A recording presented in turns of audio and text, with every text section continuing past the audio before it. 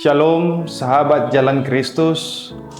Marilah kita menyambut firman Tuhan yang akan kita gumuli bersama dari Matius 4 ayat 1 hingga ayat 11 yang akan menjadi khotbah di pertanyaan di Minggu Infokapit minggu ini. Saya akan membacakan bagi kita firman Tuhan dari Injil Matius pasal 4 ayat 1 hingga ayat 11. Demikian firman Tuhan. Yesus dicobai di padang gurun. Lalu Yesus dibawa oleh Roh ke padang gurun untuk dicobai iblis. Setelah berpuasa 40 hari dan 40 malam, akhirnya laparlah Yesus. Datanglah si pencoba dan berkata kepadanya, "Jika engkau anak Allah, perintahkanlah supaya batu-batu ini menjadi roti." Jawab Yesus, "Ada tertulis, manusia hidup bukan dari roti saja, tetapi dari setiap firman yang keluar dari mulut Allah." Lalu iblis membawanya ke kota suci dan menempatkan dia di pinggir atap bait Allah. Lalu berkatalah kepadanya, "Jika engkau anak Allah, jatuhkanlah dirimu ke bawah, sebab ada tertulis, mengenai engkau ia akan memerintahkan malaikat-malaikatnya, dan mereka akan menatang engkau di atas tangannya, supaya kakimu jangan terantuk pada batu." Yesus berkata kepadanya, "Ada pula tertulis, janganlah engkau mencobai Tuhan Allahmu." Iblis juga membawanya ke atas gunung yang sangat tinggi dan memperlihatkan kepadanya semua kerajaan dunia dengan kemegahannya. Dan berkatalah kepadanya, "Semua itu akan kuberikan kepadamu jika engkau sujud menyembah aku."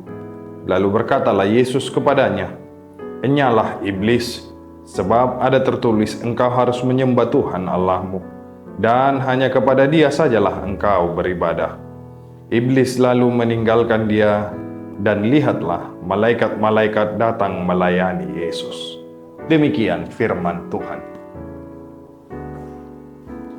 Sahabat Jalan Kristus, ada satu hal yang menarik dalam hidup kita, di mana pencobaan itu jarang datang saat kita lagi kuat secara jasmani ataupun rohani. Pencobaan jarang datang saat iman kita lagi menyala-nyala. Pencobaan hampir selalu datang saat kita lelah, saat kita lagi capek, saat kita lagi rapuh. Coba kita bayangkan, apakah kita bisa dicobai saat pagi ketika kita lewati dengan senyuman dan sukacita di dalam Tuhan? Ketika jam 8 pagi, setelah doa pagi, saat hatimu damai, di mana ada kopi yang hangat menyambut. Tentu hidup terasa penuh dengan harapan dan siap untuk menaklukkan dunia hari itu.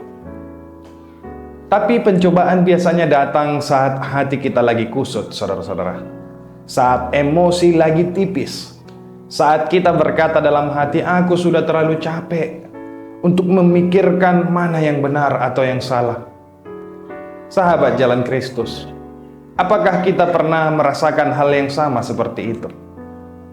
Saat kita tahu sesuatu salah, tapi ada teman yang berkata, "Sudahlah, sekali ini aja, nggak apa-apa itu, semua orang juga begitu kok."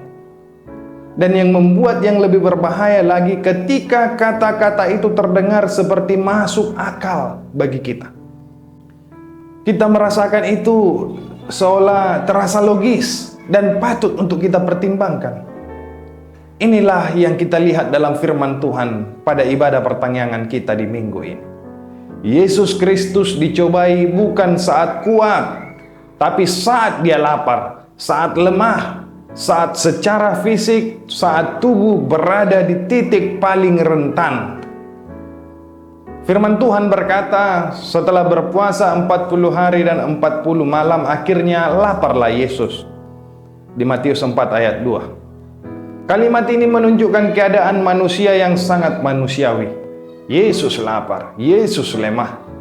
Yesus berada dalam kondisi yang sangat rentan secara biologis. Sahabat Jalan Kristus, bayangkanlah 40 hari, 40 malam tanpa makan. Kalau kita jam 11 siang saja belum makan, tentu kita sudah mulai sensitif. Kita mudah tersinggung. Hidup terasa emosi naik turun. Kadang iman goyah bukan karena masalah yang besar menghampiri kita, tapi ketika gula darah kita turun, dan justru di titik itulah iblis datang untuk mencobai kita. Perhatikan firman Tuhan kita. Iblis di sini tidak datang dengan teriakan, tidak dengan efek suara petir yang menakutkan. Iblis datang dengan suara yang tenang dan cenderung menggoda. Jika engkau anak Allah, dikatakan di ayat 3. Semua pencobaan Yesus dimulai dengan satu hal, yaitu suara pencobaan, perkataan. Karena pencobaan paling berbahaya bukan yang terlihat, tapi yang terdengar. Mari jujur saudaraku, dalam hidup ini kita lebih sering jatuh bukan karena tekanan yang besar, tetapi karena bisikan yang kecil yang menggoda dan menggiurkan. Itu yang sering membuat kita jatuh ke dalam dosa. Bukan karena keputusan yang dramatis, tetapi karena kompromi yang halus. Bukan karena dosa besar, tapi karena satu kalimat, ya sudahlah, mau kompromi. Perhatikanlah kehidupan keluarga yang bersaudara, kakak beradik. Pertengkaran terjadi waktu kapan seringkali terjadi? Ketika ada salah satu dari pasangan saling menghasut di antara yang bersaudara. Dampaknya, wow, hebat sekali. Bisa-bisa yang bersaudara sampai-sampai tidak saling berkomunikasi. Dalam firman ini iblis berkata, jika engkau anak Allah, perintahkanlah supaya batu-batu ini menjadi roti.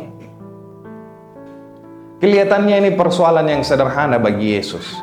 Yesus lapar, butuh makan, apa salahnya? Disinilah letak kedalaman teks firman Tuhan kita.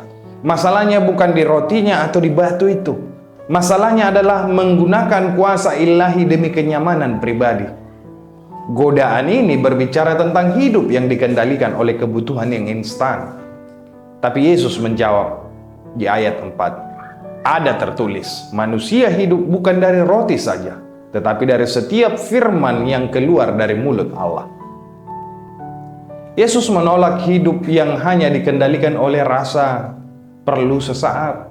Karena tidak semua yang kita inginkan harus kita turuti. Tidak semua yang terasa mendesak harus dipenuhi dengan mengandalkan segala cara. Kadang kita ini kalau lapar bukan cuma cari makan saja saudaraku, tapi ketika kita lapar bisa juga mencari masalah. Nada bicara mulai naik, kesabaran mulai turun, kasih karunia hilang entah kemana. Itulah kalau sudah lapar. Dan mari kita lihat lagi. Pencobaan kedua datang lebih halus lagi. Apa dikatakan di sana? Sekarang iblisnya di teks firman Tuhan kita memakai ayat Alkitab. Sebab ada tertulis, dikatakan di ayat 6. Ini sangat perlu kita hidupi dan menjadi refleksi bagi kita. Karena dosa itu sendiri bisa terdengar sangat rohani. Bahkan ayat-ayat Alkitab bisa dipakai dengan salah untuk menghalalkan atau melegalkan maksud dan tujuan yang salah. Ini bukan godaan yang terdengar kasar ketika dikatakan sebab ada tertulis. Bahkan ini godaan yang terdengar religius. Ini adalah godaan-godaan dengan sensasi iman. Seolah-olah iblis berkata, kalau imanmu benar, buktikan. Tetapi Yesus menjawab, ada pula tertulis, janganlah engkau mencobai Tuhan Allahmu, di ayat ke-7. Relasi dengan Tuhan bukan ajang testing atau membuktikan anugerah-anugerah yang kita terima. Tuhan bukan objek eksperimen iman kita. Dan iman bukan pertunjukan. Dan iman juga berbicara bukan pamer rohani. Dilanjutkan lagi pencobaan ketiga, katanya Yesus dibawa ke puncak dari pencobaan itu. Semua itu akan kuberikan kepadamu jika engkau sujud menyembahku, dikatakan di ayat 9. Ini godaan terbesar manusia modern saat ini. Sukses tanpa proses. Pengen hasil tapi tanpa kesetiaan. Pengen kemuliaan tapi tanpa memikul salibnya. Saudara-saudara, Yesus menjawab dengan tegas godaan iblis ini. Engkau harus menyembah Tuhan Allahmu dan hanya kepada Dia sajalah engkau berbakti. Matius pasal 4 ayat 10. Yesus tahu satu hal, bahwa jalan Tuhan tidak pernah lewat kompromi dosa. Tuhan tidak pernah mau berkompromi dengan namanya dosa. Sahabat jalan Kristus, mari kita bawa firman Tuhan ini dalam kehidupan kita masing-masing. Bahwa padang gurun hari ini bukan pasir dan batu. Padang gurun hari ini adalah pikiran yang lelah, hati yang kosong, emosi yang rapuh, jiwa yang sudah capek. Dan di sanalah suara-suara itu datang menggoda kita. Di sana ada suara ego, suara kebisingan tetangga, suara kedagingan yang senang dengan yang namanya kompromi. Dalam lingkaran pertemanan kita, berapa banyak dosa yang lahir dari tekanan sosial. Awalnya ikut-ikutan, takut dianggap aneh, takut tidak diterima, takut dibilang tidak solid. Kadang ada candaan yang berubah menjadi luka. Kadang ngerjain teman berubah jadi merendahkan teman sendiri. Kadang ejekan berubah jadi bully. Dan tahu pembelaannya hampir selalu sama dan terdengar klasik. Bercandanya, sekali ajanya. Saudara-saudara, tidak semua tawa itu sehat. Tidak semua candaan itu benar. Ada candaan yang meninggalkan luka yang panjang. Ada kata-kata yang tidak berdarah, tapi menghancurkan jiwa. Kadang orang berkata, aku cuma bercanda kok. Tapi yang dipercandakan mental orang lain, harga diri orang lain, luka atau keterbatasan orang lain. Dalam hidup pribadi, pencobaan terbesar sering terjadi di dalam pikiran kita. Tidak selalu berupa tindakan yang besar, tapi suara-suara yang lembut mengatakan dalam hati, sudahlah sekali ini aja, nggak apa-apa itu, Tuhan pasti maklum. Semua pencobaan bagi Yesus dimulai dengan suara yang lembut, terdengar ringan, dan pertanyaannya firman Tuhan dalam pertanyaan minggu ini sangat personal bagi kita. Saat kamu lelah, saat kamu rapuh, suara siapa yang kamu dengarkan? Yesus tidak melawan iblis dengan emosi, tetapi dengan firman Tuhan. Di ayat 4 dikatakan, ada tertulis. Firman Tuhan menjaga arah hidup kita. Firman Tuhan meluruskan pikiran kita. Firman Tuhan menolong kita untuk mengenali tipu daya dosa. Sahabat jalan Kristus, pencobaan tidak terlihat selalu jahat. Kadang terlihat logis, kadang terlihat wajar, kadang terlihat lucu. Tetapi Yesus mengajarkan satu hal pada minggu ini di pertanyaan kita. Tidak semua yang terasa benar itu benar, dan tidak semua yang populer itu sehat. Tidak semua yang lucu itu tidak berdosa. Dalam hidup ini, kita akan terus mendengar suara-suara yang sumbang. Tapi kiranya hari ini kita belajar berkata, Tuhan, suaramu lebih penting. Tuhan, kehendakmu lebih kuat. Tuhan, tuntun aku saat aku lemah. Karena Kristus yang menang di padang gurun adalah Kristus yang telah menopang kita hari ini. Dan firman Tuhan yang berkata, lalu iblis meninggalkan dia dan lihatlah malaikat-malaikat datang melayani Yesus. Pertarungan kita tidak berlangsung selamanya. Godaan tidak memegang kata akhir dalam hidup kita. Karena kesetiaan kita kepada Tuhan akan selalu diikuti pemeliharaan Tuhan di dalam hidup kita. Di dalam pekerjaan kita, di dalam keluarga kita, apapun aktivitas kita, kita dimenangkan Tuhan. Kiranya Tuhan meneguhkan hati kita di ibadah pertanyaan di minggu ini. Tuhan Yesus memberkati. Sahabat jalan Kristus, jika firman ini meneguhkan hatimu, silakan kita bagikan kepada sahabat-sahabat kita, kepada keluarga kita, agar bersama-sama kita dimenangkan di dalam Kristus. Soli Deo Gloria.